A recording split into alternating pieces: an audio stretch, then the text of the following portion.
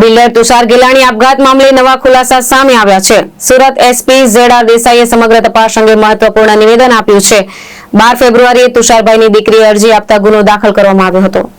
સુરતમાં બનેલા બિલ્ડર તુષાર ગેલાણીની આપઘાત કેસમાં તપાસ દરમિયાન અનેક આર્થિક મુદ્દાઓ સામે આવ્યા છે। એસપી ઝેડ.આર. દેસાઈના જણાવ્યા મુજબ પૂનમ વડોદરિયા દ્વારા કરવામાં આવેલા આર્થિક લાભો અને વ્યવહારોની સીએ મારફતે તપાસ કરવામાં આવી રહી છે। તપાસમાં સામે આવ્યું છે કે છેલ્લા 6 વર્ષમાં પૂનમબેને આશરે 92 લાખ રૂપિયાનો પગાર લીધો હોવાનો ઉલ્લેખ છે, પરંતુ તેના સંબંધિત રેકોર્ડ ઉપલબ્ધ નથી। શાળામાં તેમની હાજરી કે જવાબદારી અંગે પણ કોઈ દસ્તાવેજી પુરાવા મળ્યા નથી। ઉપરાંત 35 લાખ રૂપિયા ઇન્ટરેસ્ટ તરીકે અને 57 લાખ રૂપિયા પ્રોફિટ તરીકે દર્શાવવામાં આવ્યા છે, જેના પુરાવા રજૂ કરવામાં આવ્યા નથી। પૂનમબેનની બહેન પ્રિયા તેમજ અન્ય પરિવારજનોને પણ બોલાવવામાં આવ્યા છતાં ભાગીદારી ડીડ રજૂ કરવામાં આવી નથી। વોટ્સએપ કોલ ડેટા અને બંને પક્ષોના IDPR મંગાવવામાં આવ્યા છે। તુષારભાઈની દીકરીનું નિવેદન લેવામાં આવ્યું છે અને ફરી નિવેદન લેવામાં આવશે। પોલીસના જણાવ્યા મુજબ આર્થિક વ્યવહારોની વધુ તપાસ ચાલુ છે। સંબંધિત શાળાની માન્યતા બાબતે પણ તપાસ કરવામાં આવી રહી છે। જી ગઈ તારીખ 12/2/2026 રોજ તન્વીબેને આપેલ અરજી અનુસંધાને ઉમરા પોલીસ સ્ટેશન ખાતે ગુનો નોંધાય। જે ગુનાના ભાગરૂપે પ્રાથમિક ઇન્વેસ્ટિગેશનમાં પૂનમબેન તરફથી જે આર્થિક વ્યવહારો અને જે આર્થિક ફાયદો લેવામાં આવેલો હતો તેની તપાસ આગળ કરેલ, જેમાં છેલ્લા 2 દિવસથી તેમની સ્કૂલની તપાસ ચાલી રહેલ હતી, જેમાં પૂનમબેન પોતે કોઈ ભાગીદારી ડીડ અમારી સમક્ષ રજૂ કરેલ નથી તથા તેમના બેન પ્રિયાબેનને પણ વારંવાર બોલાવવા છતાં તેઓ અમારી સમક્ષ હાજર થયેલ નથી। પરંતુ ગઈકાલે તેમણે કોર્ટમાં અરજી આપેલ છે, તેમાં મેન્શન કરેલ છે કે અમારી પાસે ભાગીદાર ડીડ છે, જે પોલીસ પાસે અત્યાર સુધી આવેલ નહોતું। પરંતુ સ્કૂલના જે પણ ખર્ચા, આવક અને નફાની વહેંચણી એ સીએ મારફતે 2 દિવસથી વેરીફાઈ કરતા કેટલાક આંકડાઓ સામે આવેલા છે, જેમાં પૂનમબેને કુલ્લે 92 લાખ રૂપિયા પગાર લીધો છે 6 વર્ષમાં, જે તેમના એકાઉન્ટ શીટમાં મતલબ સ્કૂલમાં કોઈ રેકોર્ડ નથી, તેમની હાજરી બાબતે કોઈ રેકોર્ડ નથી કે તેમની જવાબદારી બાબતે કોઈ પણ પ્રકારનું રેકોર્ડ સ્કૂલ તરફથી પણ અમને મળેલ નથી તથા તેમને 35 લાખ રૂપિયા ઇન્ટરેસ્ટ પેટે લીધા છે। તો તેનો પણ ખુલાસો કરી શકેલ નથી કે કયા મૂડીના ઇન્ટરેસ્ટ પેટે તેઓ 35 લાખ રૂપિયા લીધા છે અને ભાગીદારીના ભાગરૂપે તેમને 57 લાખ રૂપિયા જેટલી રકમ પોતાના પ્રોફિટમાં બતાવેલી છે છેલ્લા 6 વર્ષની। 57 લાખ 57 લાખ રૂપિયા પ્રોફિટ રૂપે બતાવેલી છે। આ તેમની વ્યક્તિગત વાત થઈ। આ ઉપરાંત તેમણે તેમના માતાનો પગાર ઉધારેલ છે, તેમના પિતાનો પગાર ઉધારેલ છે અને તેમના પ્રિયાબેન જે શિક્ષક તરીકે બતાવેલ છે તેમનો પણ પગાર દર મહિને દરેક વ્યક્તિના એકાઉન્ટમાં 40,000 રૂપિયા લેખે છેલ્લા 4 વર્ષથી જાય છે, જેનો આંકડો અંદાજિત 35 લાખ રૂપિયા જેવો થાય છે।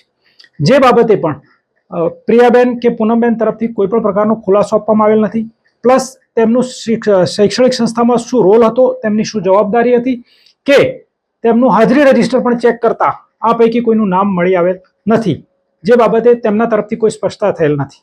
અને બાકીના વ્યવહારો બાબતે આર્થિક રીતે જે પણ થયેલા છે તેની તપાસ ચાલુ છે અને પૂનમબેન અત્યારે હાલ જ્યુડિશિયલ કસ્ટડીમાં છે। પ્રિયાબેનને છેલ્લા 3 દિવસથી બોલાવવા છતાં પણ પોલીસ રૂબરૂ આવતા નથી, જેથી આગળ તે શું કહેવા માંગે છે કે શું કરવા માંગે છે તે એમના નિવેદન પરથી વધારે સ્પષ્ટ થશે। પ્રિયાબેન આવતા નથી, પોલીસ શું કાર્યવાહી કરશે? તેમને 3 સમન્સ આપી ચૂક્યા છે, ત્યારબાદ તેમના મોબાઈલ CDR લોકેશનથી ટ્રેસ કરીને તેમને રૂબરૂ બોલાવવામાં આવશે। સર, આજે ડીડ એની પાસે તમામ પુરાવા છે, પોલીસને નથી આપતી પણ કોર્ટમાં જઈને રજૂ કરવા તૈયાર છે, આનું કારણ શું લાગે? જી, કોર્ટમાં એમણે માત્ર ડીડની રજૂઆત કરેલ છે, ભૌતિક પુરાવો તો કોર્ટમાં પણ આપી શક્યા નથી અને એ તો પૂનમબેન કે પ્રિયાબેન જ કહી શકે કે પોલીસને કેમ નથી આપતા। સર, આ સ્કૂલ સંચાલક કોણ છે ઓન પેપર સંચાલક એમનું કોઈ જ મેમોરેન્ડમ નથી, માત્ર પાર્ટનરશિપ છે।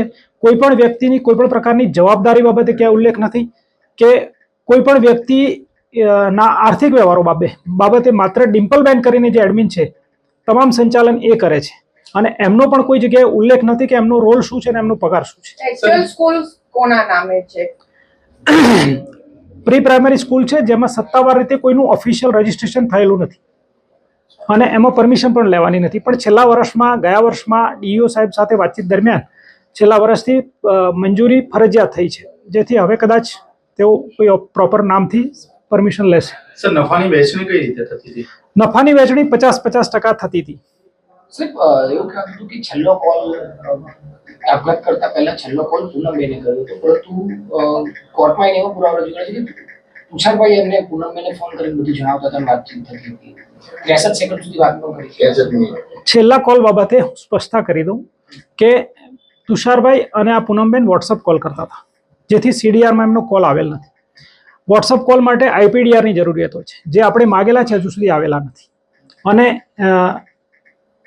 તુષારભાઈ અને પૂનમબેન એકબીજાને વાત કરતા હતા જ, 2 વે કોમ્યુનિકેશન હતું, જેથી કોઈ એક વ્યક્તિ કરતો હતો કે 2 વ્યક્તિ કરતા હતા એવું નથી, બંને અરસપરસ કરતા જ હતા.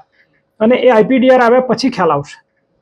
પૂનમબેને એની ફરિયાદમાં કે અરજીમાં જણાવ્યું કે છેલ્લા પૂનમબેન મારા પિતાને કોલ કરીને હેરાન કર્યા છે, એવું કંઈ તથ્ય? એવું એમણે જણાવેલ છે, પણ એમના મોબાઈલમાં એવી કોઈ સ્ક્રીનશોટ નથી મળેલા કોલ બાબતે, કે આઈપીડીઆર એમના પણ મગાવેલા છે, જે હજુ સુધી આવેલા નથી. સર, આજે પૂનમબેન છે એમને પણ અરજી કરી છે, એની તપાસ ક્યાં સુધી પહોંચી અને એમાં કેટલા લોકોના નિવેદન લેવાયા? હા, પૂનમબેનની અરજીમાં પૂનમબેનનું નિવેદન લેવાયેલ છે અને એમના જે આક્ષેપ હતા કે ભાઈ ઇન્વેસ્ટિગેશન પ્રોપર તપાસ થાય અકસ્માત મોતની, તો એ પણ તપાસ મહેરબાન સીપી સાહેબે અમારા તરફ કરેલ છે. અને એની જે પણ કોઈ સ્પેસિફિક એવી પિન પોઈન્ટ રજૂઆત નથી કે આ નથી થયું અથવા આ થયું છે. એમની માત્ર રજૂઆત હતી કે તુષારભાઈ આત્મહત્યા ન કરે તેવા માણસ હતા, પરંતુ એ હકીકત છે કે તુષારભાઈ આત્મહત્યા કરેલ છે. અને બીજી રજૂઆત હતી એમની 25 લાખ બાબતે, તો એ 25 લાખ બાબતે પણ જે પૂનમબેને આપેલા છે, જે તુષારભાઈએ ખેડૂતને આપેલા છે ને ખેડૂતે એમના પિતાજીને 11 લાખ રૂપિયાની એન્ટ્રી આપી છે, જે આજે જ ઇન્વેસ્ટિગેશનમાં બહાર આવ્યું છે. અને બીજા પણ ચેક આપેલા છે, જે ભવિષ્યમાં ટ્રાન્ઝેક્શન થશે તો એ પણ વ્યવહારો બહાર જ્યારે પણ આવશે ત્યારે એનું સત્તાવાર રીતે સમર્થન. તેમના એપ્લિકેશનમાં 25 લાખ સારા આપવામાં આવ્યા હતા. પૂનમબેનની રજૂઆત મુજબ તુષારભાઈને મદદ કરેલાનું જણાવે છે.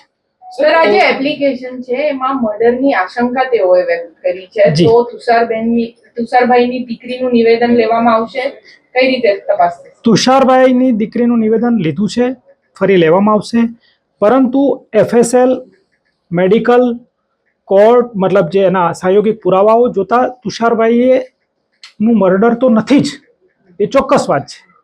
સાહેબ, પેલું બીજી વાત એ છે કે તુષારભાઈ અને એની પુત્રી વચ્ચે જે તન્વી જેને ફરિયાદ આપી છે, બંને વચ્ચે પણ ઝઘડો થયો હતો અને એના સ્ક્રીનશોટ પણ જે આપ્યા છે, જે રજૂ કર્યા છે. બિલકુલ, તુષારભાઈ અને એમની દીકરી વચ્ચે લગ્નને લઈને ઘણી બધી વાતચીત થયેલી છે અને મેસેજ પણ કરેલા છે. તો બાપ દીકરી પાસે પૈસા માગે એમાં કોઈ ગુનાહિત કે કોઈ બ્લેકમેલિંગ ન હોય. એટલે કોઈ ઝઘડો હોય ને એનું ડિમાન્ડ કરે એ સોશિયલ, આપણી સામાજિક વ્યવસ્થા મુજબ દીકરી બાપ પાસે ગમે તે પૈસા માગી શકે, ગમે તે ઝઘડો કરી શકે, કારણ કે એના લગ્ન હતા.